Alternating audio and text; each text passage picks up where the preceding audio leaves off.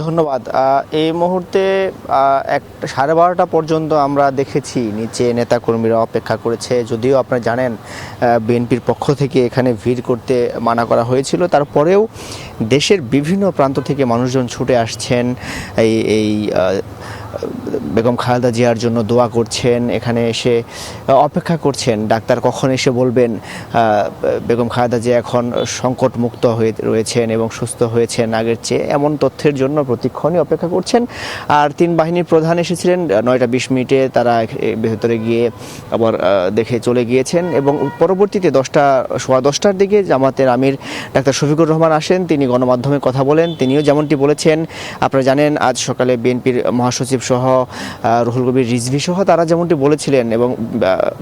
বেগম খালেদা জিয়ার যে ব্যক্তিগত চিকিৎসক এজেডিএম জাহিদ হাসান যেমনটি বলেছিলেন যে এখন তিনি মেডিসিন নিতে পারছেন এবং আগের চেয়ে কিছুটা উন্নতি হয়েছে তার স্বাস্থ্যের। ফলে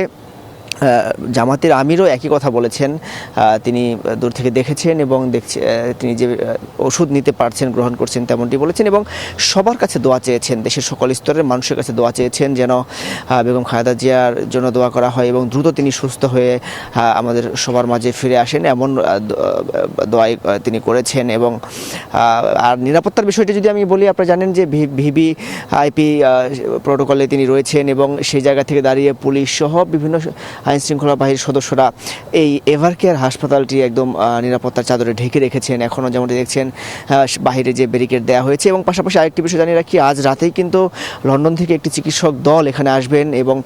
এখানে এসে তারা মূলত পর্যবেক্ষণ করবেন এখানে চিকিৎসাটি কেমন চলছে এবং এই এখন যে অবস্থায় রয়েছে সেই জায়গা থেকে এই সাবেক 3বারের প্রধানমন্ত্রী বেগম খালেদা জিয়াকে দেশের বাইরে নিয়ে যাওয়ার কোনো সুযোগ রয়েছে কিনা বা শারীরিক অবস্থা ঠিক তেমন রয়েছে কিনা তারা জেনেছি যে আজ রাতের মধ্যেই দেশে আসবেন এমনটি জানানো হয়েছে। তো সব মিলিয়ে আমি যদি বলি এখন পর্যন্ত নেতাকর্মীরা রাত গভীর হচ্ছে যত এখান থেকে চলে যাচ্ছে এবং সবারই প্রত্যাশা একই, দ্রুত সময়ের মধ্যে সৃষ্টিকর্তা বেগম খালেদা জিয়াকে সুস্থ করে আবার তার নিজ গৃহে পাঠাক, এমনটি জানাচ্ছিলেন আমাদের। ধন্যবাদ সুমন আপনাকে।